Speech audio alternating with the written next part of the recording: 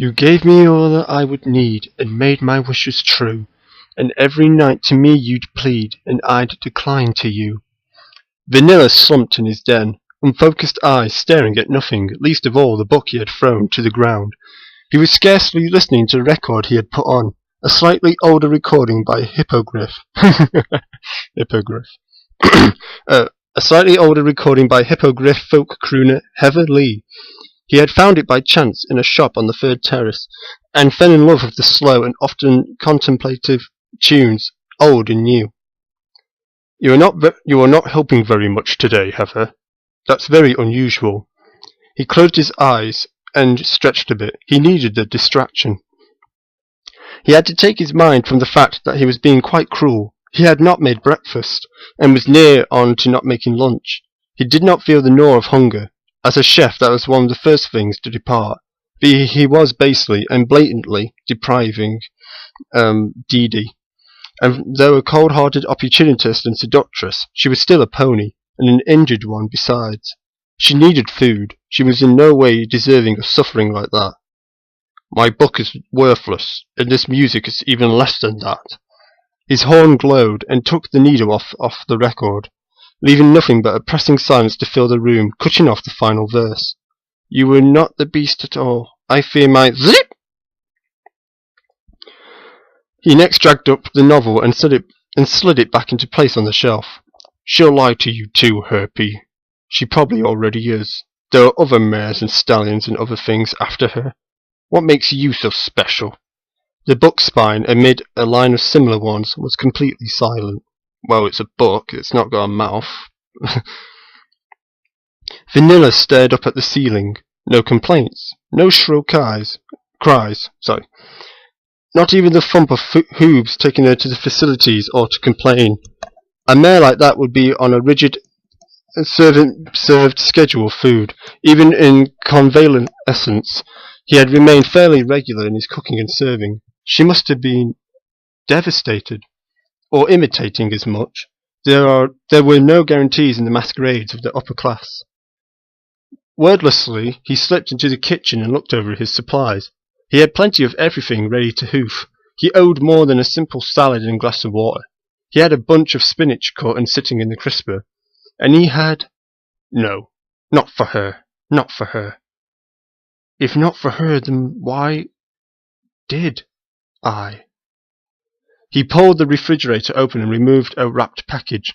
He slowly opened it up and looked down on the large lump of pale dough. Puff pastry.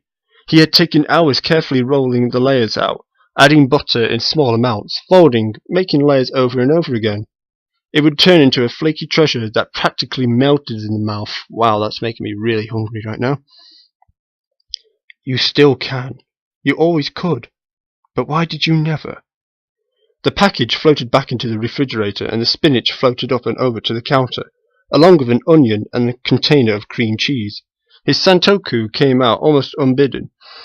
Drawn over by the grip of his horn and some motion of his own mind, the spinach went into pieces under the blows of the knife, while he watched it happen, wondering what was the matter with his life. Double was, at that moment, thinking about nothing. She had considered dosing herself to forget what she could not have, and to silence the gnarling beast that cried to be fed. Feed me, feed me! A chemical haze to leave the swarm, and Vanilla's refusal far behind to hide her from her shame. She had failed to adapt and infiltrate. She had read all the signals wrong and presented the wrong face. She had shamed herself and her station. But she would not. Easy solutions were fine for the thoughtless and weak, the ones to be cold. She was not fit to be cold. She would not be so. She was still strong, still cunning, still alive. But she needed time to think about something. Before that, she needed to think about nothing. The sting of failure and the gnash of hunger had to be drowned out. It was harder than she expected, given the clutching grumble of bodily hunger. Her stomach was empty. She had hardly noticed, but it was long past the time of normal feeling. Feeding. Normal feeding. That's what I meant to say. You messed up, UniqueSKD. Shut up. What have you done? You should have known better. She opened her eyes and stared hard at the ceiling, so blatant and base.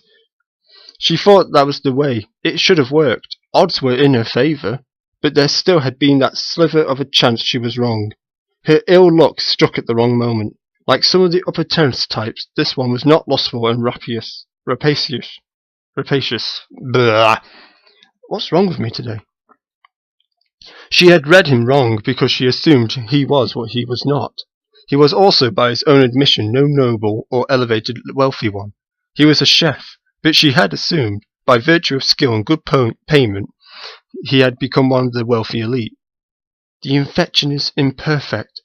Those useless parasites usually are so good at making more of their own, but they fail to turn this one into a similar thing. Like that blue-maned buffoon. Blue-maid. Oh! Fancy pants? Just the radiance of his feelings for that twig of a mare. Yep, fancy pants. That's got to be about fancy pants. Just the radiance of his feelings for that twig of a mare was delicious. Double rubbed her stomach for a moment, then her head just below the horn. Would he ever feed her again? She had insulted him on a deep level, and imposed herself on him in a most fundamental way. He could just leave her there, helpless, weak, growing weaker day by day, never realizing that she was draining two sorts of reserves. Could he? She had thought she knew him inside and out, but perhaps his generosity only stretched as far as his trust, and she had destroyed it completely. The idea faded away before she had even finished fully contemplating it. Ponies were ponies, and the less like the upper terrace ponies they were, the more generous and open-hooved they were. However angry they may become, and however their trust may be battered, they would remain generous, especially to the helpless. She would not be forgotten, but intentionally or not, she would pay for her mistakes with her hunger. Her lower legs pulled up slightly as her back arched. Her belly felt so empty. Yeah, I know that feeling right now. She had always had a little something, whether it be honey in the swarm's living space or food served to the pony she was imitating. There was always plenty to keep her belly filled and her energy up. I know I don't deserve to be fed your love, but at least feed me more of your fancy salads. Her body curled all the more. The memory of the rolls came back to haunt her. The sweetness, the buttery smoothness, the pure love and smoky frustration. Love, restoring just a little of her supply, but the frustration telling her she had work to do, and she did it. That was where it all went wrong. She still had work to do, but she could not force his hoof. He had to come to her so she could supplicate herself to him. That would do the trick. If she could give the appearance of perfect submission and obedience, then she could be acceptable in his eyes. It was perfect, just what she needed. Proof she was still cunning, and a way to ensure he trusted her. Ponies were more likely to trust the helpless, innocent, and completely harmless. Her body calmed and her tension melted away. Even the gnaw of all of her hunger from the void was quelled by the perfect peace that radiated from her after finding her next move. One that had no sliver of failure. It was all based on pony psychology, a subject with which she was intimately familiar. Oh. Familiarity was the watchword with Vanilla at that moment as well. He was focusing on his tasks, as he always did, but it was starting to lose its luster, as ever. He wanted to be in control at all times, yet all that control was creating nothing but tedium. The repetitive motions, the routine cuts, mixing and folding the minced onions and diced spinach into the cream cheese, with a dash of salt and pepper. Routine. Oh, sorry, my mouth is starting to water. Oh my god, it actually is watering. Oh, I've got to get a sandwich after this. He rolled out his puff pastry slowly and carefully, smoothing it out into a long, thin sheet. He brought up his sharpest paring knife and swiftly slid it along the sheet, cutting the dough into large, regular triangles, then a scoop of the mix onto each, which was then covered by folding the triangles over, the edges pressed down and sealed with a small dab of water and pressure. The puffs went into the oven, while the stove top was lit up and set with a pot. He slowly stirred a portion of his favourite red wine vinegar, with a few sprigs of rosemary, basil, and thyme. Thyme? I'm saying thyme.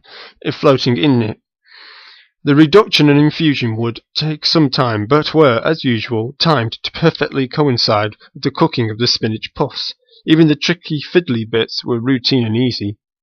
He was starting to repeat himself, not in his cooking. He had never served Dee Dee the same thing twice. In the preparation, in any endeavour, there was practice involved, the repeated trying and trying in order to become a master of the craft. Master Chef! That was fine, but then there came the actual application, the big game, or a concert, or an important dinner. In those moments, he had always heard of stress and uncertainty. The wild, blind, flying as skills were tested, to meet the challenges imposed by the circumstance. That was not how things had been. It all felt like practice, a repetitive misery of focusing on all the same motions over and over again, every chop, every cut, every stir, and every fold. All the recipes in his memory reduced to a simply hoopful of motions, mechanical activities. It was why each meal felt like practice, why all the passion had been blown out of it. He was doing what muscle memory told him to do. That was, he surmised, why he held that focus, tedious as it was. It meant he was still in conscious control.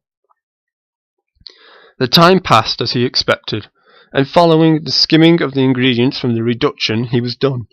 The cream cheese spinach puffs were lovingly drizzled with the seasoned vinegar reduction and plated with a further drizzle. He then bore them up to the second floor.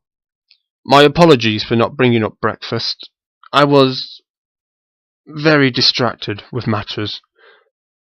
As a means of apology, allow me to let you dine at the chef's table. Vanilla set down a modestly sized table with 2 plates of the puffs and a carafe of carrot juice.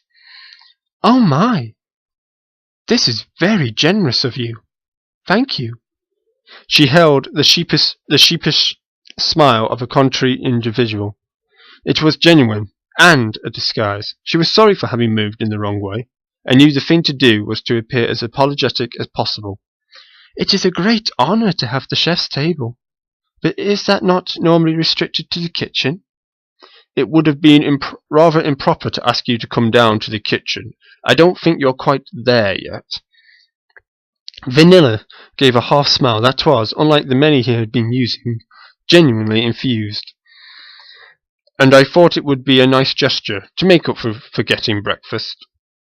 Dee Dee manipulated a fork to cut into one of the puffs, unleashing a glorious aroma of the steam, which she inhaled with an almost rapturous delight. She had not realized just how much her missing of breakfast had affected her. It was almost frightening how much the mere smell of it moved her. They smell delicious. I can only imagine. She dragged the cut portion through the sauce and maneuvered the morsel into her mouth.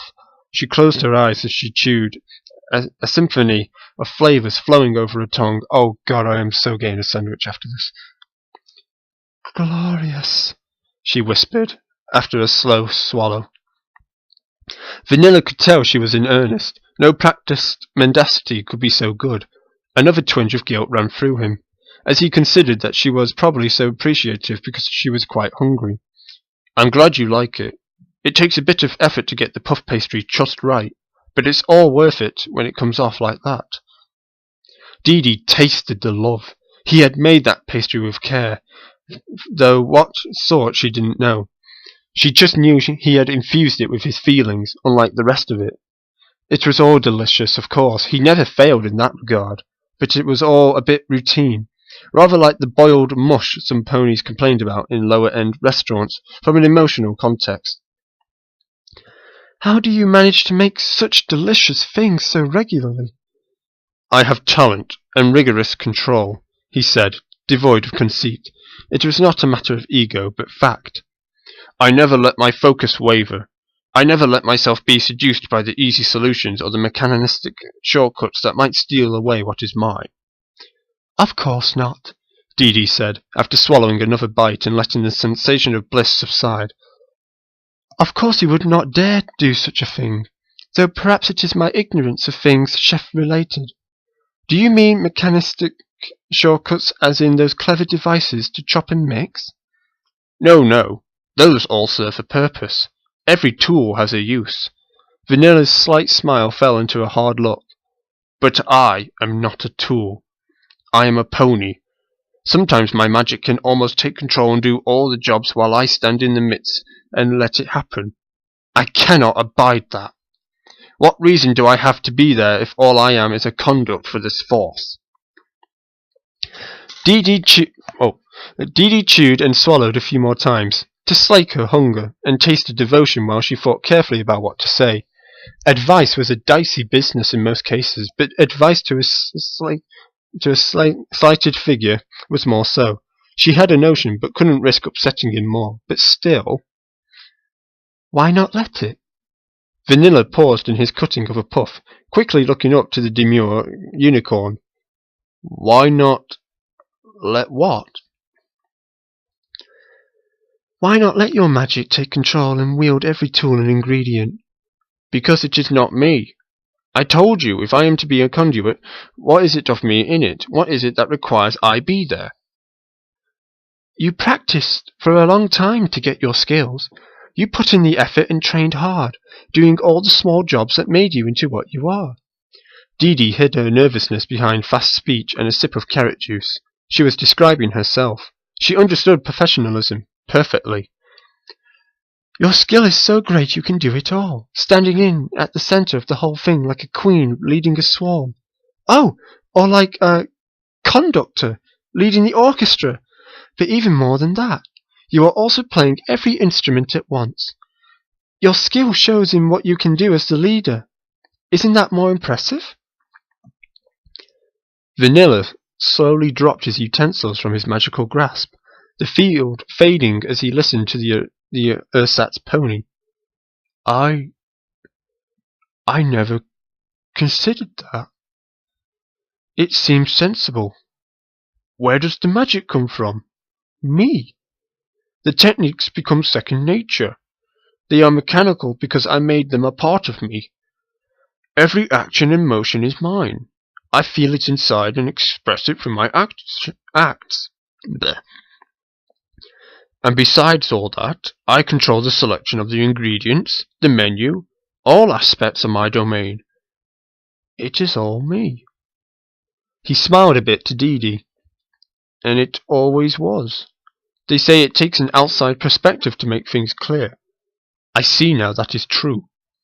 Dee Dee gave a winning, if downcast, smile back and toasted with her juice.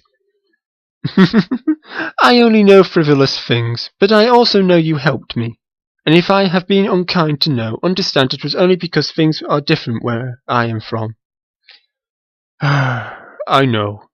I wasn't very kind to you either. I've worked in the same place from which you come. I know the rules. I should not have been surprised or reacted like I did. It was not your fault at all. I played a game I should not have. I expected a response that was not to be. I thought things of you. Never mind. I know the kind of stallion you are now. I find that touching, so different and unexpected. Dee Dee daintily dabbed at the corners of her mouth. Confession was oddly suiting her. Admitting things to a point felt good. She could let go, forget the playing and all the details. She could relax. You are certainly not like any of the noble mares I knew before, and like few of the glamour fillies either. I could think of perhaps 2 or 3 of your like. If only I had known this about you before, we might have been much more comfortable. Vanilla gave a loud laugh and started cleaning up the dishes. Would you care you put in a dinner order, Miss Dee Dee?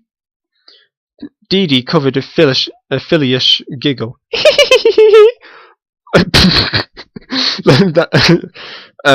Yeah, just ignore I ever did that.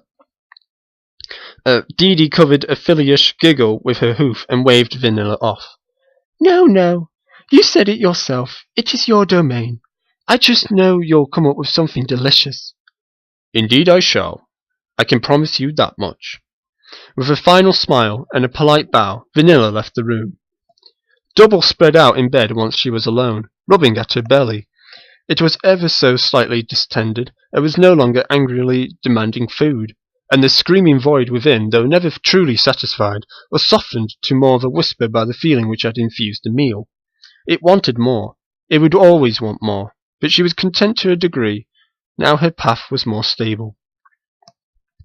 Careful application of the truth, reasonable compromise, and giving on matters, a friendly face and demeanour. It would all help her to last. She might even find her confinement pleasant rather than tedious. With a friendly figure assisting her recovery, she could avoid boredom and cabin fever. A smile spread across her alleged lips as heaviness overtook her eyelids. The food in her belly worked a drowsy magic on her, while she said, "Perfect." Down in the kitchen, with the pots and pans being washed, Vanilla flipped through his mental list of recipes to find something suitable for an apology to some pony he had wronged. And as he recalled his own frustration and shortness of temper with her, he knew he had done it on purpose. Something of some quality would be necessary. He thought back to the visit by the doctor, how he had cut up the bandage strips in a size like lasagna noodles. He had a semolina, and a very good pasta maker. He had plenty of tomatoes, seasoning and cheese. His eyes slowly closed, and he remembered his days as a plongeur. He remembered his days as something, at a modest little restaurant. The exact way to scrub a reduction pot, to take off the traces of the previous sauce, as well as the amount of soaking time needed for all the other dishes.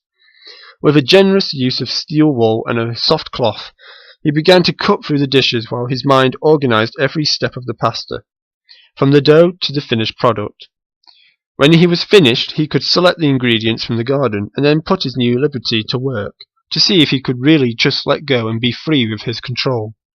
As he completed his mental checklist and noted that the dishes were completed, a smile spread over his face, and he said to himself, "Perfect."